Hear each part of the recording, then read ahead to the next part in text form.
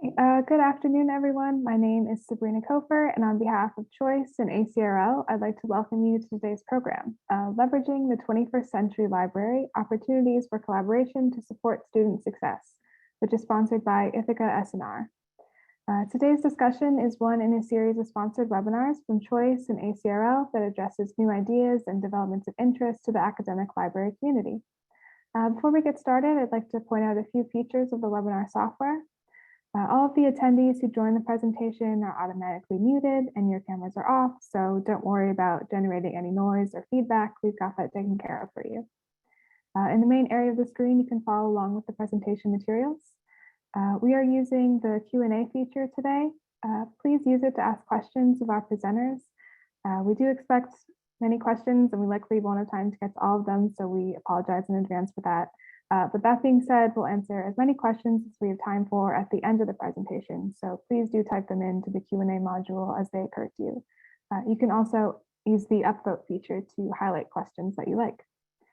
Also, there's closed captioning available for today's session.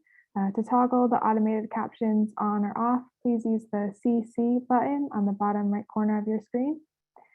And last, please note that we are recording today's program and everyone who registered should receive a follow-up email with a link to the archive version. And with that, we're ready to get started. So I'll pass it over to our presenters today, Melissa Blankstein, Tara Jacobson, and Spencer Brayton.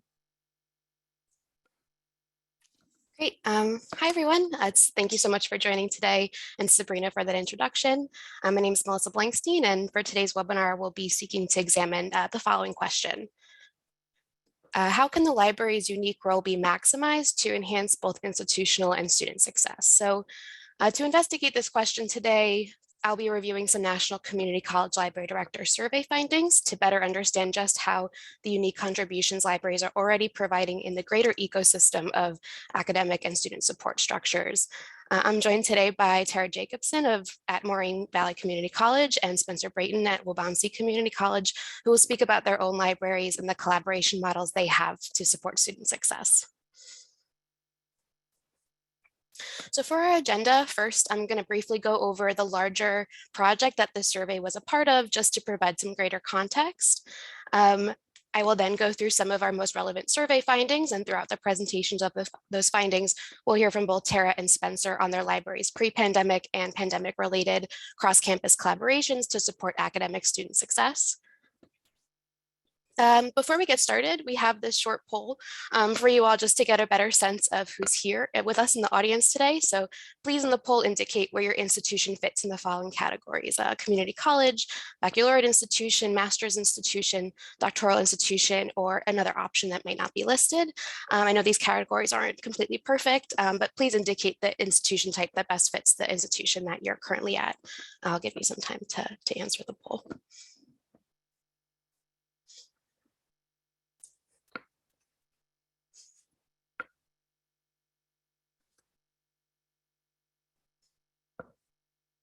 Great.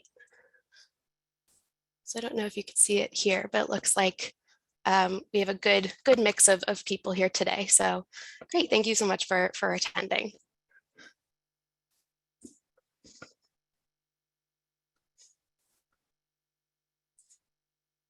All right, so for those who maybe aren't as familiar with Ithaca S&R, we are a non-for-profit research organization, and our work seeks to help and support academic and cultural communities better understand what's coming next and to support research-based strategy and decision-making.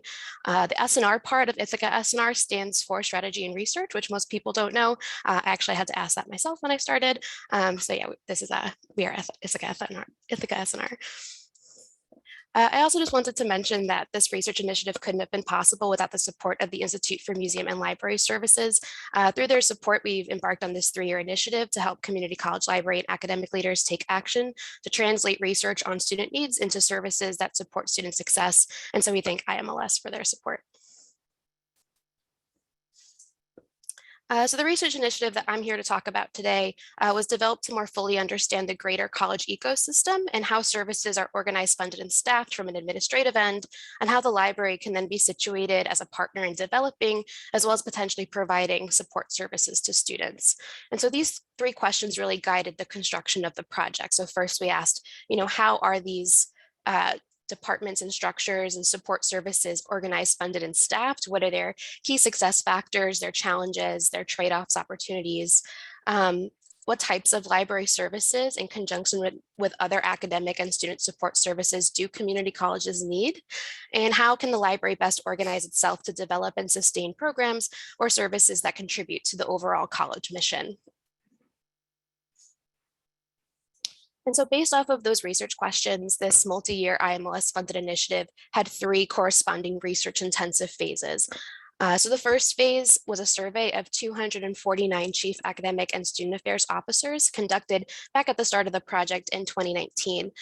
This survey explored their perspectives on the value of services provided at their college, their challenges, and any other organizational information. And so when I discuss some of the key findings from our library director survey, I'll often allude back and even include some comparative data from this survey.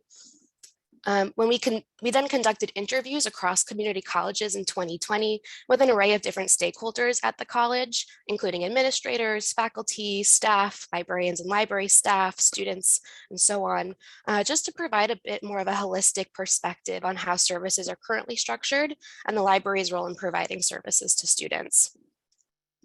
And finally, we then surveyed the library directors across the country in early 2021, which I'll be primarily reviewing today. And I'll post the full report of findings in the chat, in the Q&A for the chat for you all to refer to, which should have more details on other key findings from the survey. And with that, I'll get into the National Library Director Survey findings. So for this survey, the population was library directors and those in equivalent positions at not-for-profit associate granting institutions across the country. The survey was fielded between February and March of 2021 to 983 people. We received 321 completed surveys back for an overall response rate of 33%, which was really great to see. And so with that, I will get into some of our key findings. So first off, a good amount of the survey delved into how library leaders view their college's objectives, as well as their library's objectives. When we look at those results side by side, we saw that library directors recognize the importance of increasing traditional student outcomes like enrollment, retention, graduation, but believe that the library's most critical contributions are tied to increasing student learning.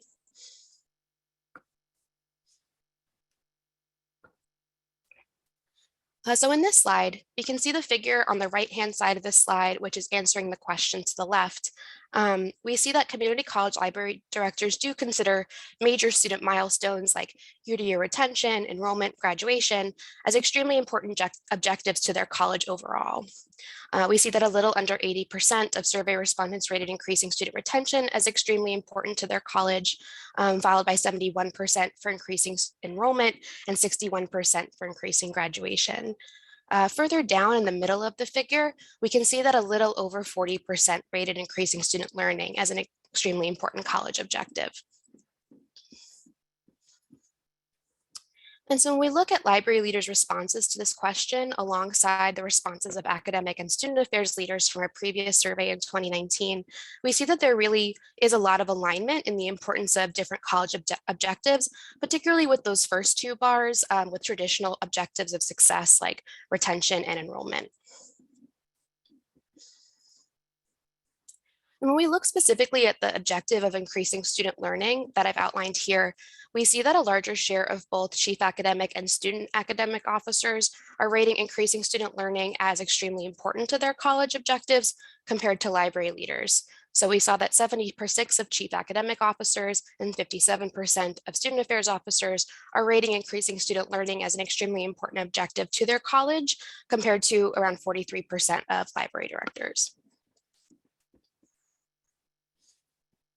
And then when we ask about the extent to which the library contributes to different objectives, we see in this figure that 80% rated increasing student learning as extremely important, followed by 55% who rated helping students develop a sense of community, increasing course completion and student retention as extremely important. So there's an apparent gap here. We saw in the previous 2 slides that about 43% of library leaders are rating increasing student learning as an extremely important objective to their college overall, compared to 80% who rate increasing student learning as an extremely important objective that their library is contributing to.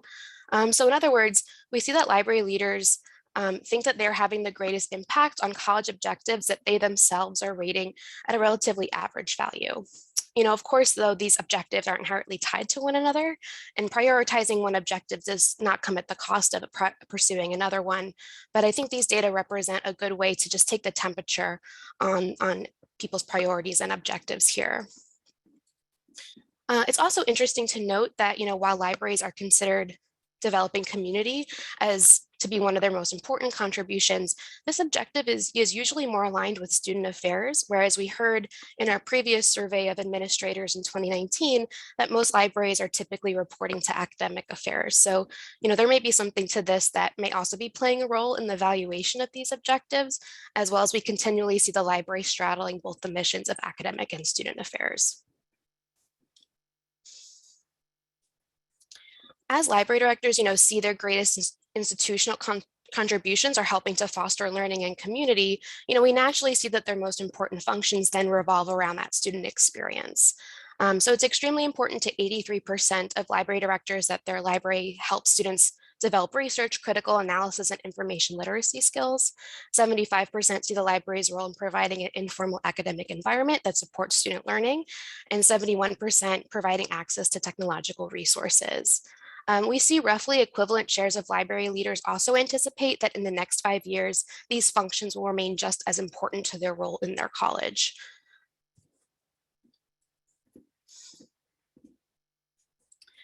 So overall, we do see a disconnect in how leaders are viewing the role of the library, which may stem from some organizational differences. It may also stem from how libraries are currently describing and demonstrating the library's contributions to institutional and student success, which is also covered and examined in the survey, though I will not be able to get to it today. Please check out the full report of findings for more of a discussion on that.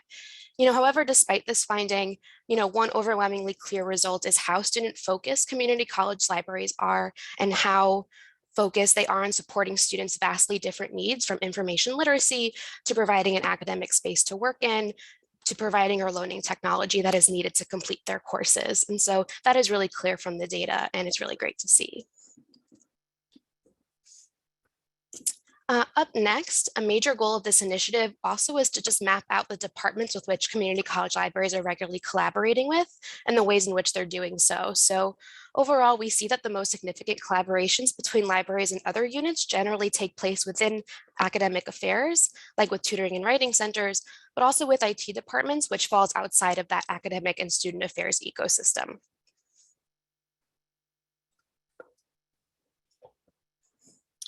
So when we asked with which units libraries are currently collaborating with, 70% responded that their library collaborates with their ID department to a lot or a great extent, followed by 56% that collaborate with their institution's tutoring center and 54% with their writing center.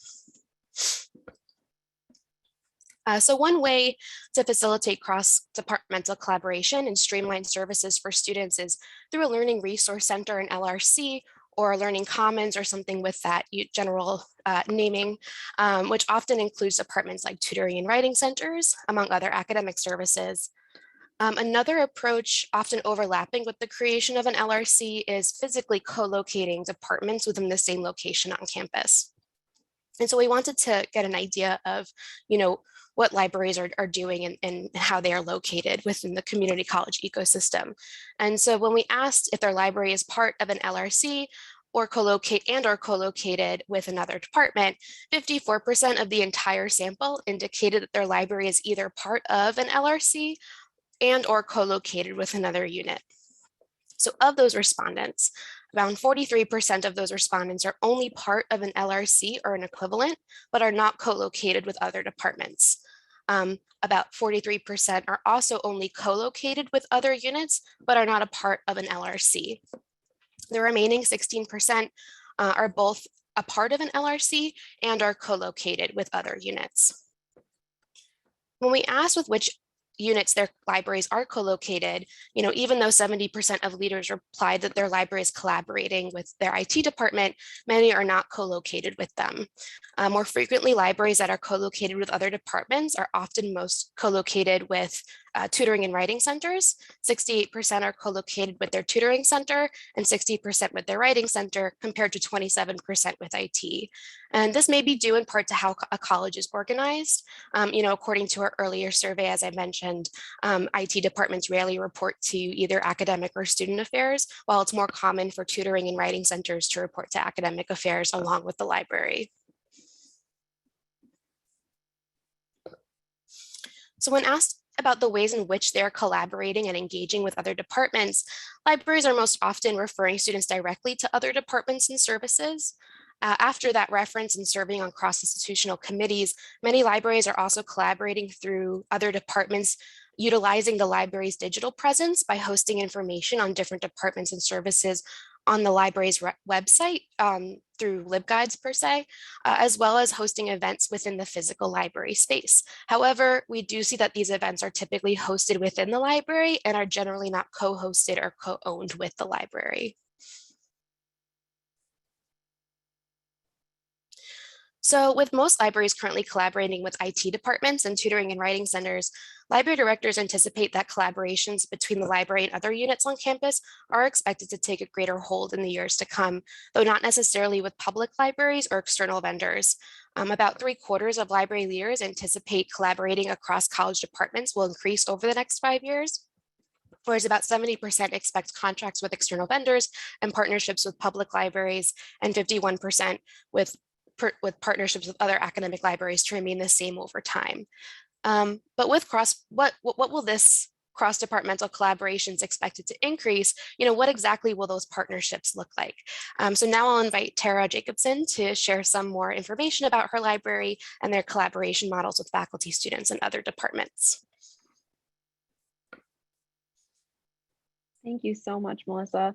Thank you for providing all that information. I'm Tara Jacobson. I am currently the Dean of the Learning Resource Center at Moraine Valley Community College, and I've been the Dean here for over 5 years. I've worked at Moraine Valley for 10 years, and I've been working in community college libraries for 12 years. So I love them. I can't get enough, right? So I was a participant in this study by Ithaca SR, and I've been following their research and the work that they've been doing for a little while. I'm really interested in studying community college library value, and I'm actually studying it currently in pursuit of my PhD. So you might be hearing from me about some more research coming forward. I'm also a member of the CJCLS Scholarly Research Committee. We are working to promote community college library research. So if you're interested in getting involved with that, my contact information is on the screen and I can help you get involved with our initiative to get some more community college research out and about for all of us. For I think those at least 86 folks that were, I think, attending today from community college libraries. So thank you for being here. As you can see on the slide, there's some photos on top of my library, pre and post pandemic, and things that we've been doing. We still participate across campus, even with our masks on and getting involved. We were really busy and really popular in the beginning. So it's been a big change for us. I think like a lot of you have seen. Next slide, please. Moraine Valley is a beautiful campus in the southwest suburbs of Palos Hills, southwest suburbs of Chicago in Palos Hills, Illinois. Our library in pre-COVID times was the place to be on campus. We were the heart of the institution, kind of the traditional saying, in the middle of most of our academic buildings, so a very convenient location. We are part of our academic affairs department, and we would see about 12 to 15,000 students a week. Yeah, a week. It's a lot. And it was wonderful. We loved it. And that's about equivalent to, at that time, what our head count was. So we're pretty much seeing every student every week on our campus. Now, that's a rough idea, right? But most of the people are coming to visit us multiple times. And then we are also providing about 500 plus library instructional sessions a year. So we've been really busy in the past. And so this year was a big change for us. We processed a huge change in our work and our workflow.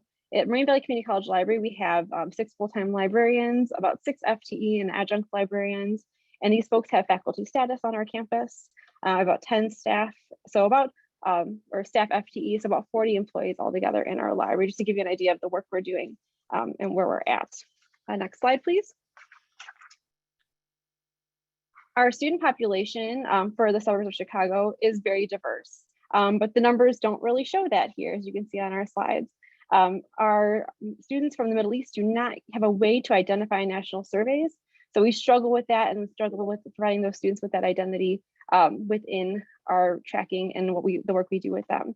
So that's been a difficult process for us to understand, and they must select white when they do these surveys. So you can look at our data and how that's changed over time. A growing number of our students are even becoming more part-time students, and this has really increased with the pandemic and the changes we've seen there. Next slide, please. Moraine Valley Community College was once the second largest community college in the state. We are now the fourth largest community college in the state, and that's hurt our ego a little bit, I think. And I'm sure you've heard in the news, right? And all the research you've been doing, community colleges are struggling with shrinking enrollments and budgets at this time. This is a national issue. We're seeing some big changes. If you look at the table here, you'll see from fall 17 to fall 21, a huge drop in our credit hour enrollment totals. And that's impacting our budgets too for our students and what our library can do and provide as well as other services on campus. So as Melissa mentioned, connections across campus are so valuable to libraries, especially during the pandemic and the changes we've seen. So today I'm going to discuss 3 areas that we connect with the MVCC library across campus through faculty, department connections, and with students. Next slide, please. All right, so we connect with our faculty like crazy. This is probably our biggest success story. We're huge, right? We see those 12 to 15,000 students a week, and that's our pretty much entire headcount, or had been in the past. And lots of schools have asked me in the past how we did it. And my number one answer is our campus faculty connections. Over time, our library faculty worked with those across campus to reach our students. Students will use their libraries because their instructors tell them to. That's why they come to us. They're not going to come on their own generally. They get motivated by their instructors to come see us. So how we connect to faculty on our campus is we do teach within our College 101 credit course that all of our freshman students take. So College 101 has one information literacy session that librarians teach each 8 weeks within each 8-week session that we provide on our campus. During the pandemic, we couldn't get our students in our building, right? So we did change our perspective and create a library virtual tour that is interactive. We used a 3D camera and library thing, thing link to create this walkthrough that students can actually see our spaces from a virtual canvas shell that we've created. We put that into our College 101, and we use it in some other resources that we share out as well. Our faculty librarian relationships, again, like I mentioned before, are so vital to the work we do. We founded and chair our OER committee on our campus, and that has been really successful for us moving forward. We're trying to push that initiative, and that's been a way to connect to our faculty and get other faculty involved in our library. We make it extremely easy for faculty to work with us. So we make our classes easy to book. Faculty can self-book sessions online and or lab use in our library to get the students in our spaces. We've had an authors event online using Adobe Spark. So we've shifted things that we used to host in person to showcase faculty work and faculty publications to an online form. And it's actually been more successful using Adobe Spark. People love to share that across campus. We've created spaces for faculty to connect in an online world. So we moderated a Facebook group as we shifted to online learning in the spring of 2020, which was extremely successful. We just sunset that group because it's not really useful at this point anymore, but people were using it to just find answers, shift to their online learning, get resources from us, connect with each other, and share in that way. We also take all of our in-person events, and we did host those, and create online events for the courses to use in perpetuity. So we create podcasts and YouTube links for each library event that we host, as well as for the virtual events that we now host, and share those out so that it's not just a one-time event for faculty use for their course, but something that they can include year and year again, over and over in their resources and in their work. As ridiculous as it sounds, the power of yes is probably the best thing that we do. We really hardly say no to anything. We work with everyone, and we help out with almost any project on campus. We go to classrooms, we create a lot of custom preps for our courses, and we really really hate to say no. So we try not to if we don't have to. Resources are limited, but we work really hard to make sure we do that. And we participate in committees across campus. Sometimes we get a little pushy even and push ourselves into those committees to make sure that we're involved and our voice is heard, and get to meet other faculty that way. Next slide, please. Across campus departments, we work hard to be a really willing and able partner. We have created some events that are expected of us every year, as well as tied into other campus projects.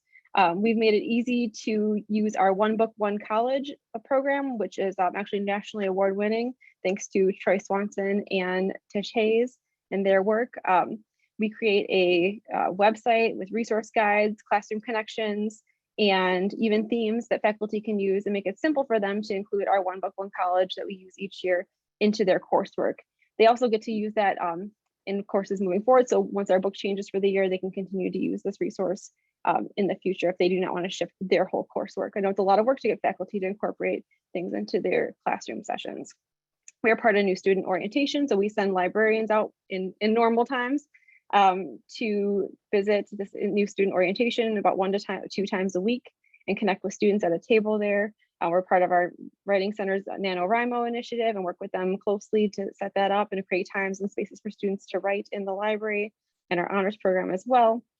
Spencer's going to talk about this a little bit more, but we are heavily involved in the IT equipment distribution that happened prior to the pandemic and during the pandemic. There was a huge need early on in our institution, and we really took this on, getting and gathering every device with our IT department to get those devices to students. Right now, we check out about 400 laptops and 200 hotspots to our students each term, and get those ready and prepped. And all of our circulation staff have learned how to adjust their lives and workflow and learn all about IT related resources to be able to fill that need across our campus.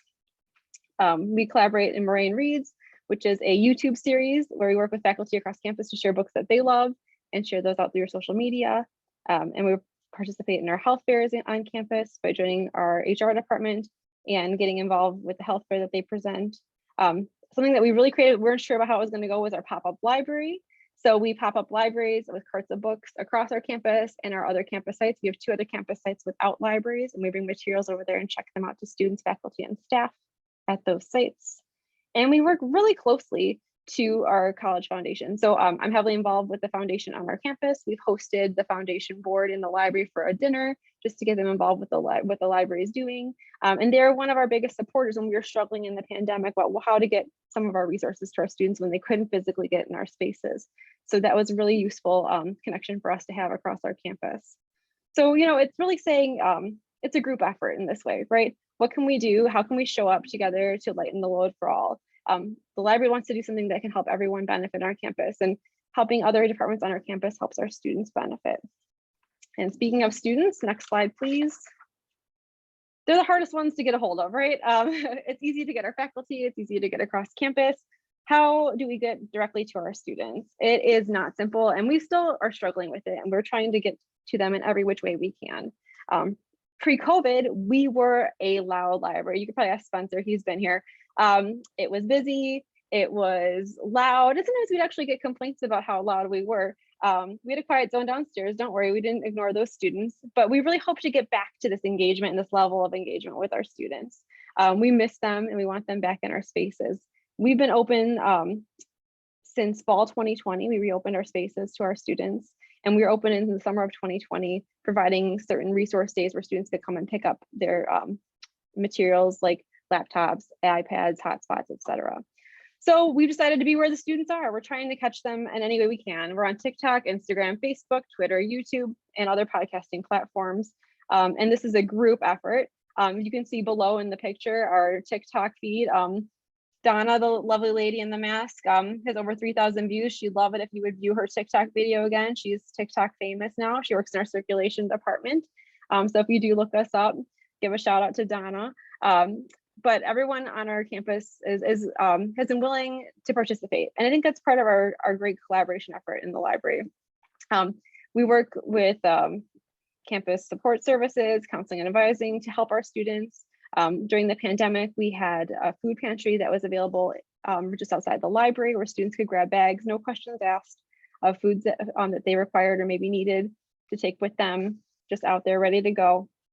We've done direct online engagement with the social media platforms, and we've also created a Canvas course shell that is just for the library, where we post updates and students can subscribe to belong to that course shell. Faculty and staff can also be part of that and get library updates. That's where our students are. They're logging into Canvas, so we want to make sure that we're reaching them through our LMS as well. We attend our Student Fest every year, staff it with 2 to 3 librarians or staff members, pass out resources, talk to our students, and get involved when we have those in-person events. And we attend our LGBTQ student rainbow reception and make sure we provide resources that are of interest to those students and let them know we're here for them. So we try to reach out to all different areas and student groups. The best thing I think we ever did in our library was changing our rules. I'm sure you've heard this one before, but when I first started at my library, food wasn't allowed, drinks weren't allowed, not a lot was allowed sometimes. So we really decided to push to change that on our campus and work with our administration to do so. And I think making our spaces a little bit more comfortable and inviting for our students really created that environment that we wanted. We wanted it to be a casual place for students to get together and work, and that really worked out for us. Back to faculty equal students, right? If you build relationships with faculty, the students will come. And I think that's still our best way to reach students. So I highly encourage you to work that way. Our librarians, as well as me, we've all been student group advisors at some point in time. I ran the dance team. We get involved across campus. We tie our library events to other campus events. So when we do our One Book, One College events, we try to tie them to other campus events that are going on. We've had an NEH grant that we worked with the Fine and Performing Arts Center and used Miss Marvel as part of our One Book, One College that year to tie those two together and also get extra funding for that, which is a great way of how to do these things. And we have a student advisory board that we founded recently. It's been a little difficult during the pandemic to get students involved in that way, but they're a valuable resource to get back to us about how we're doing and what they are asking for from us. And we have the stuff that they need. It may not be traditional library things, but we have free headphones for every student that walks in if they want them, iPhone chargers, batteries, backup batteries, textbooks, anything that they tell us they want. We even have Apple Watch chargers. If they've mentioned it, we try to get it for them because they may need that resource while they're on our campus as a commuter student. And be open when others are not just during COVID, but during other times. Our library is open from 7:30 in the morning to 10 p.m. most days. We are here and available. And I think that's just what our students need. They want to know we're here and that they can ask us any question and that we're a reliable resource to them. Next slide, please. And quickly, you may think next slide. Well, thank you. Might think I'm annoying. I don't know. There's so much going on. We have resources you don't have. How did we do it? Mostly, the one thing I really want to say here is let other things go. You don't have to do something every year. And you can't do it all. And it's okay to say that this isn't working for us anymore. Sometimes we do an event, if you're like, next time you do this, can you change it this way? And we go, we're not doing it again. This is a one-time only thing, right? So it's okay to say no sometimes, but we try to say yes as much as we can. And we really try to pick and choose what fits our mission and what ties to what's happening on campus. What's going on? What are our administrators talking about? What's happening across the campus that we can tie our events into? We tie our costs to other campus events. Budget is always our biggest complaint, I think, in community colleges. We struggle a lot as libraries trying to have the funding to do with the basic services that we need. So we try to tie that to 50th anniversary events, make our programming part of what's happening to get the funding that we need to do the things we want to do to help our students. We get the entire library team involved. So you may not have enough staffing, but reach out to everyone. Our student employees make TikTok videos. Our CIRC team helps create instructional videos for us. Our catalogers are part of our social media team. Everyone's part of this plan. It's not just our librarians. It's not just me. It's not just our full-timers. Everyone gets involved. And then just the most important thing is don't forget to brag about your team and their success. When you tell people what you're doing is successful and how you're doing it, I think someone even mentioned in the chat already, how do we know we're measuring student success? It's hard to do. You just have to tell people what you're doing to sometimes get what you want. You're not going to get those exact measures that you're looking for always, but making sure that you share out what's happening in your space is really important. Next slide and last slide for me. Just some of our student success outcomes, right?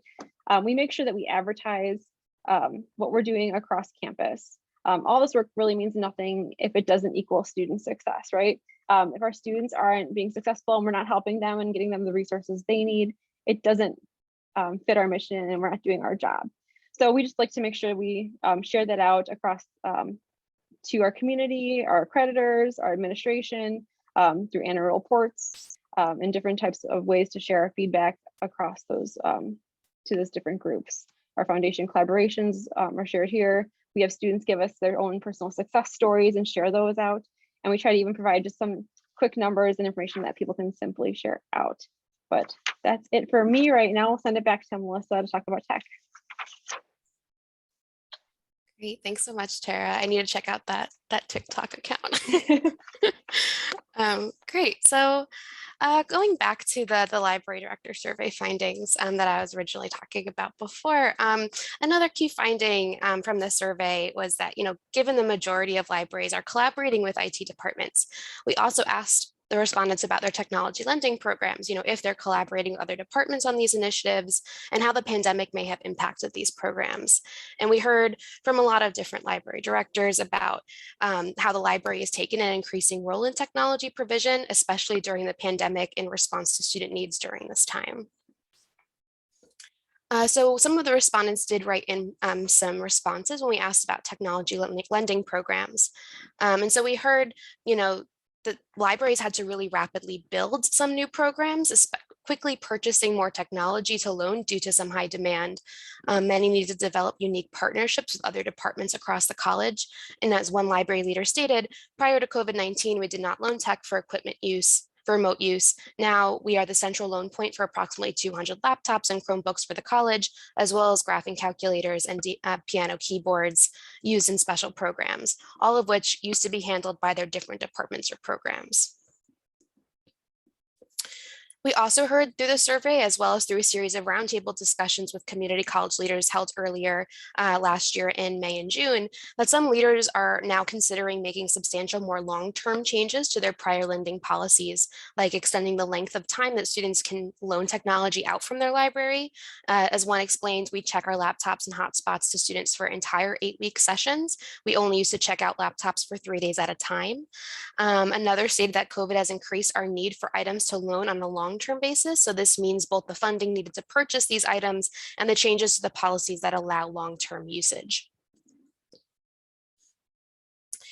We also saw that no two programs were really the same at each college. That those that are are currently loaning out Wi-Fi hotspots, laptops, tablets, Chromebooks, and calculators for students, and many are collaborating with IT to purchase devices for help troubleshooting, formatting, and maintaining those devices, and for other needed help with just the devices themselves. So for instance, one library leader mentioned that the library collaborates with IT to obtain these items. The library budget does not support the purchase of tech gear and to help troubleshoot problems. In some select cases, students are lent their devices through the IT department with the library's help in tracking those loans over time. And so, what do these collaborations with IT look like and how can they be optimized at your institution? And so now I'll hand it over to Spencer Brayton to talk about his library's collaboration models and their student technology support program.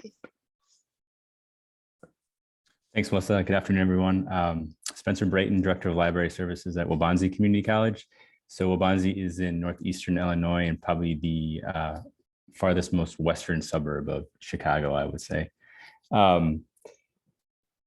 Before we get started, I just want to thank Tara. I think you can tell she's a great advocate for community college libraries and librarians. So she's always been a great source of support for me. I just want to thank Melissa and Bill and Sabrina as well for facilitating today. Waubonsie was actually my first community college job. I've been here 4.5 years. I've been active in CJCLS and have participated in this survey as well. Next slide, please, Melissa. And again, I want to kind of provide some context in terms of the state of Illinois and how academic libraries and community college libraries are situated. The state is carved up into community college districts, and so we serve unique communities and areas of the state. We also have 2 really great consortia. So the Network of Illinois Learning Resources and Community Colleges, which is how Tara and I connected in the Consortium of Academic and Research Libraries in Illinois. So both very supportive and allow opportunities for librarians and libraries to connect on a regular basis and provide consistent support. Tara, did you want to jump in and say anything about that? Not much, just to say that if you haven't looked at those resources in your state, please do and see if those are available. I know each state is very different when it comes to community colleges. Some have statewide systems and some don't. We're very divided in Illinois. So this is a great way for us to get together and just share what's going on across the state. Yeah, thank you. Melissa, next slide, please. It's a little bit of institutional context. So you can see the kind of the shape of our district and what it covers. The district does include Illinois' second biggest city, which is Aurora, Illinois. Next slide, please. We also have 4 campuses and 3 have physical library locations, and all really have different identities, which is what really attracted me to Waubonsee. Very urban and rural as well across the district. You can see we enroll more part-time students than full-time at Waubonsee, and we have more female than male students. Next slide, please, Melissa. So a few more student demographics. I wanted to highlight that we have a significant Latinx population at Waubonsee. And I wanted to highlight that because we're also a Hispanic serving institution, which has allowed us most recently during the pandemic to create a Latinx resource center at one of our Aurora campuses to support that student population. Next slide, please. 2, I think it's important to acknowledge the libraries are located within an academic support division at Waubonsee, and we function very collaboratively and very interconnected. And so this is within the umbrella of academic support. The other departments within the division that we work closely with as a leadership team for each of those areas, as well as for all other employees. So tutoring, testing was new to us last January. Quick path degree programs and other academic success initiatives. That's new programs to support students that we can sort of try out and pilot and explore, as well as more course-based curriculum like developmental education, math and English, and college success programs. Next slide, please, Melissa. So like I said, we're situated with an academic support and we're highly collaborative. We really try to see each other's areas as not having silos and trying to work together towards a common goal of student success and retention. So academic support was brand new when I started, and we took the opportunity to build identity and broaden our view of student success. So we see each other, like I said, as we're all responsible for student success, and we leverage that interconnectivity and our collective wisdom as an entire team to work towards that common goal. Because I think we all have different experiences. We're in different committees, working with students in different ways across campus. And so we bring, different information that we can make available to our teams to kind of improve what we're doing for students. I think so. In short, the diversity of our team to maximize that team performance. And one quote that I always like to think about when I talk about collaboration from Baldwin and Chang is, quote, "One of the principal benefits of collaborating with others is to achieve goals that cannot be achieved alone." And so I think that's been readily apparent, pre and post pandemic in our work. Tara talked a little bit about building awareness and bragging on yourself. We, as a unit, create monthly talking points that go to all the VPs and president's cabinet. Next slide, please, Melissa. And here you'll see one example of kind of a snippet of what that looks like. So we report out on data, any kind of events, kind of highlight what we're doing, priority work that we're doing that may align to the strategic plan. And so that gets shared at a high level to keep that executive leadership team to know about what we're doing or what we're trying to do, and really advocate for us. Next slide, please, Melissa. I wanted to thank one of our academic support coaches who works with English language learners and adult education.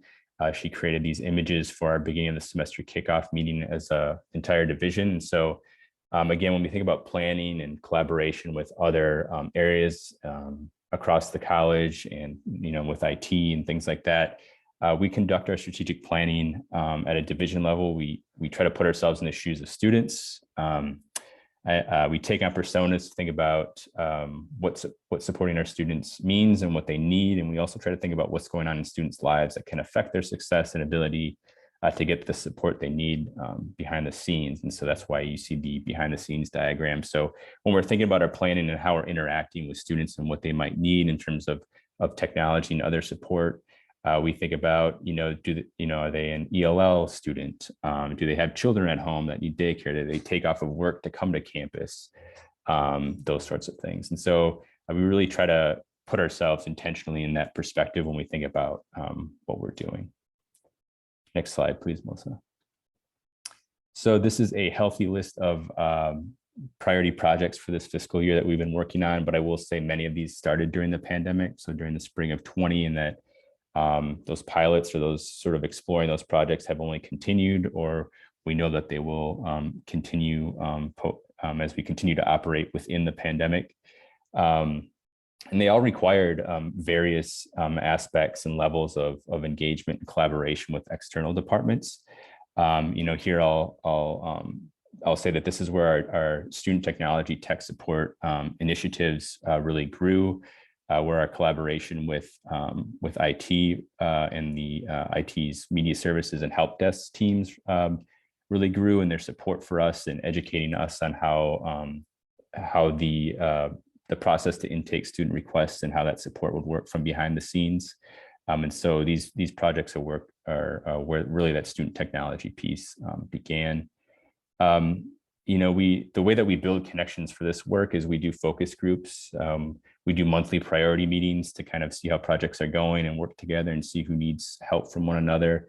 We also do division-wide meetings and planning. So we have a group that looks at programming semester by semester, and that's a collaborative process across the division. We also are starting an employee engagement group that's employee-led within the division to see how we can better support the employees.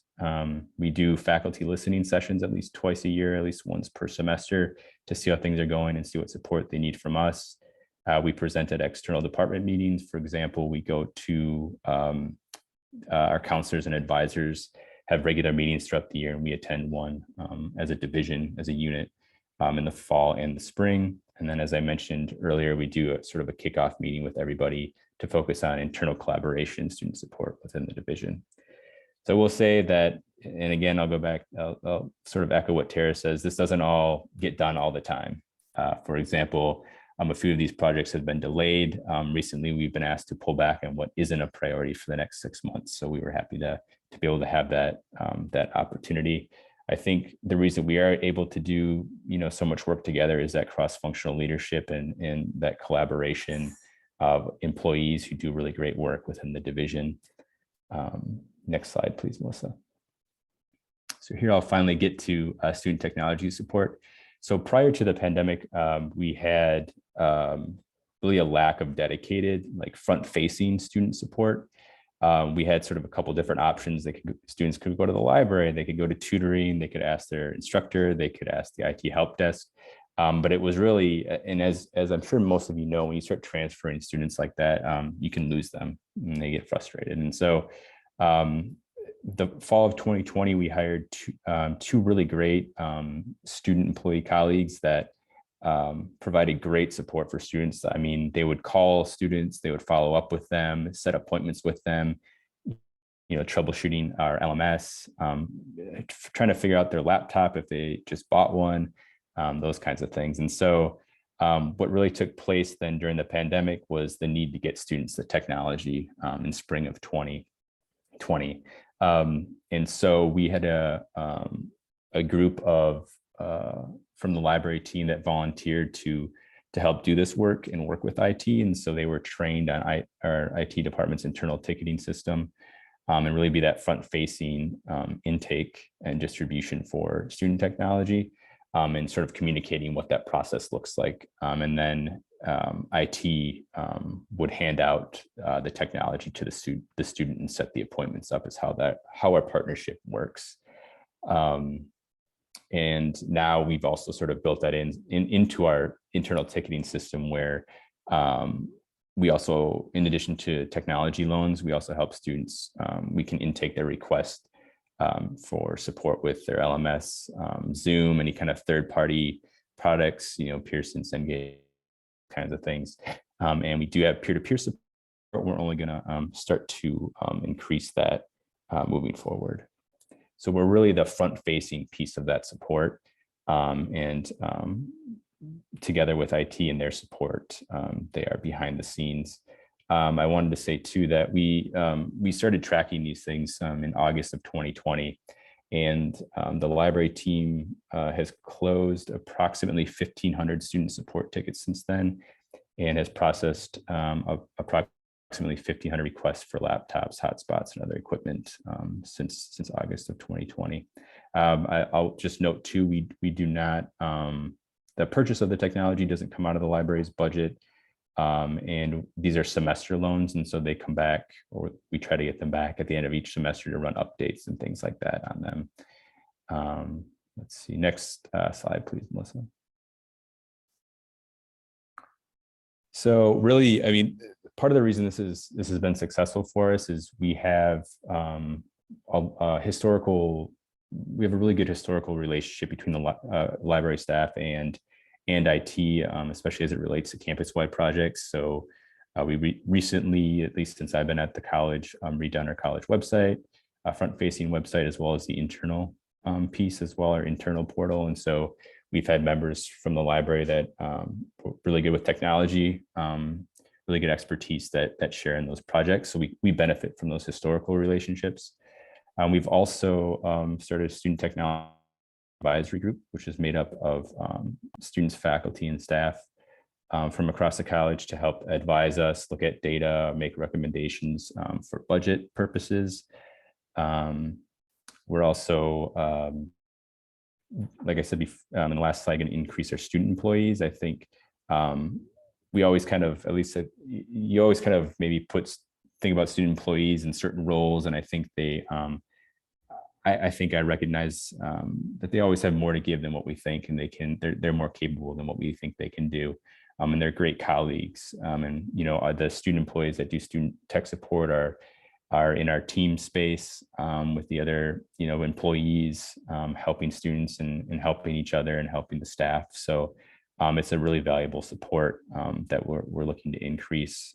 We're also, in terms of next steps, looking at a student to student kind of peer support app for as a part of our tech support work for students, and we're hiring for some new positions this spring.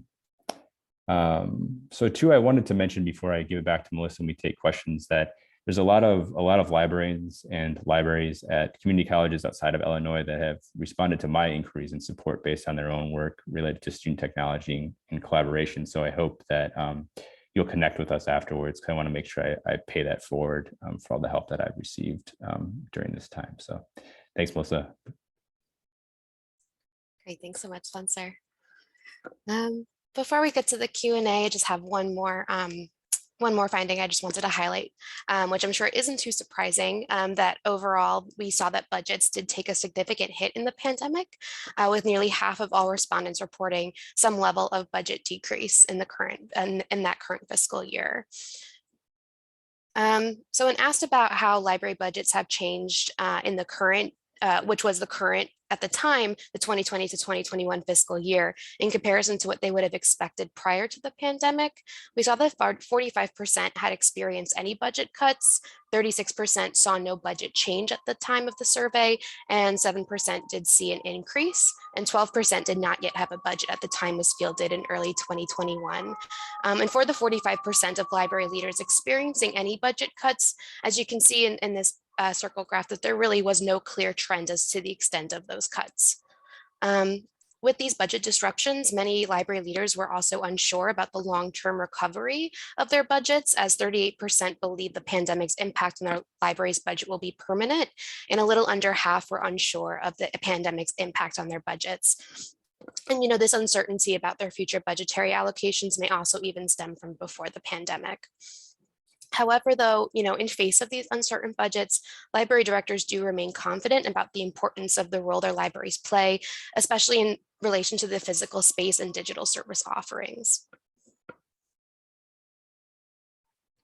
When we asked about the primary constraints to change, as Tara mentioned earlier before, it's probably not a surprise that the most pressing challenges is a lack of financial resources. We asked library leaders to select their 3 most pressing challenges, and 76% selected financial resources, followed by 26% for employee skills in key areas, and 25% for general resistance to change among employees.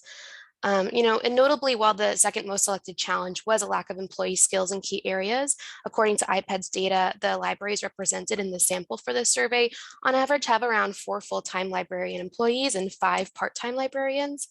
So interestingly, though, library leaders do show greater enthusiasm for increased investment in digital resources going forward over recruiting new employees or professional development opportunities. So if given a 10% budget increase, a hypothetical scenario for assessing strategy and priorities, 51% would allocate additional funds towards online or digital journals and databases, and 41% towards streaming media services and ebooks. Less than 5% would devote resources to employee travel and professional development, and digital preservation, print preservation, and collections management, or print journal subscriptions. However, library leaders across the board lack funds needed to make these desired investments, and many, as previously discussed, have only faced more significant financial challenges due to the COVID-19 pandemic, as well as the decreased enrollment over time.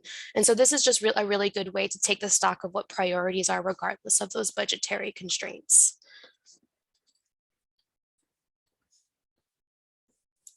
So thank you all for joining us today. And, maybe now you're asking yourself what you and your library can do or should be doing more, but of course there's trade-offs when it comes to the budget limitations that I just went over previously, but as we've seen, many library leaders do not merely view their library as just the provider of resources, services, and spaces for students alone, but see themselves as part of an ecosystem that is responsible for student success. So these decisions and collaborations and partnerships really come sometimes at the cost of providing support for students, especially since we see that increasing support in student learning is so strongly tied to the library's missions. So thank you all again for joining us today and listening in. Here's our contact information all in a nice one slide.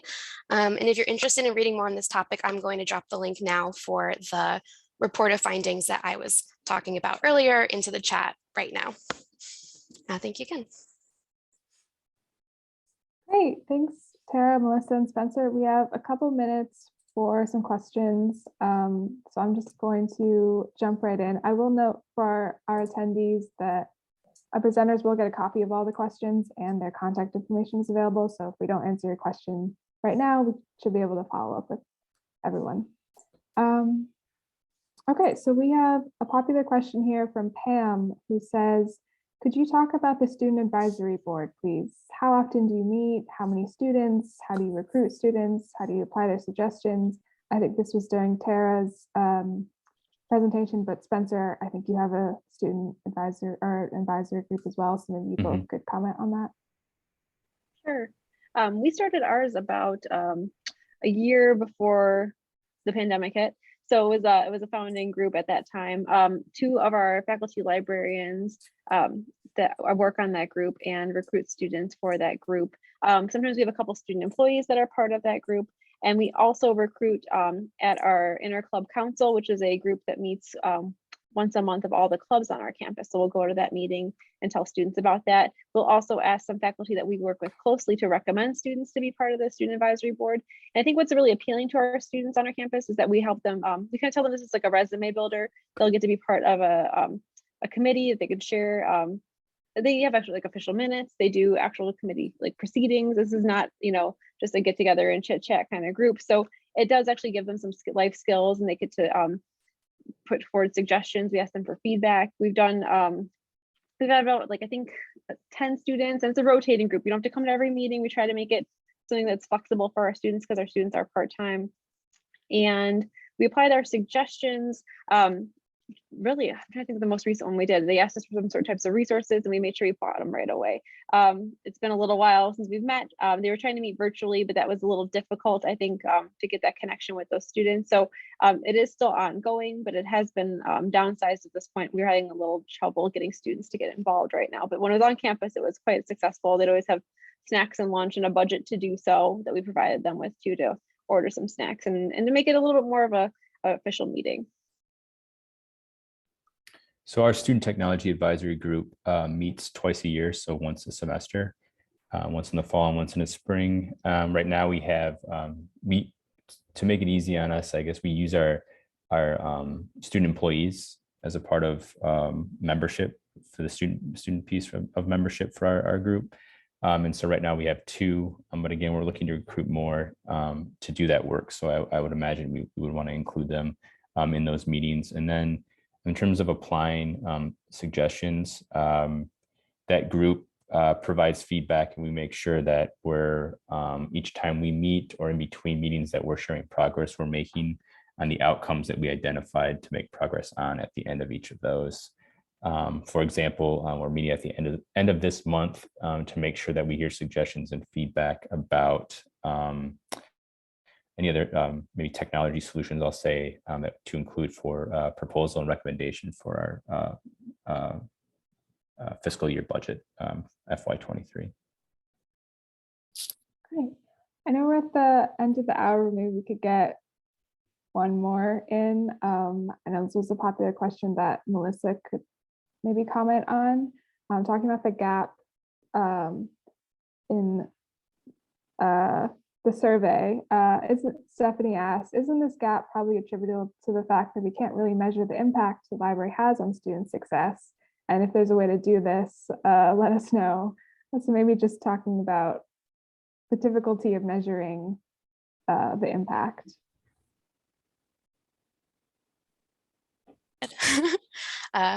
Yeah, definitely could talk about that. I think, something that we get into the report also, and what we asked about in the survey is about how libraries are navigating demonstrating that impact. And we know that it's like a tricky thing to do. I believe that, a lot of libraries are looking towards, door counts and also as well as other, metrics, but can also really use the power of the student voice and those, stories that they have as well. And so that gap might be attributed to that, but I think, as Tara and Spencer demonstrated also that there are ways in which, telling the story of just how the students are going about navigating library resources and just making sure to advocate that the library is consistently doing these activities, and all of the activities that they're doing can be really helpful. Great, thank you. Yeah, it looks like we're over 3, but as a reminder to our viewers, we do have a copy of all the questions and we have the contact information, so we hope to follow up with you all on your questions. Yeah, so thanks so much for our presenters for taking the time to present today, and for our attendees for your questions and comments. I'd like to remind our viewers that we did record today's program, so be on the lookout for a follow-up email from Choice and ACRL with a link to the recording.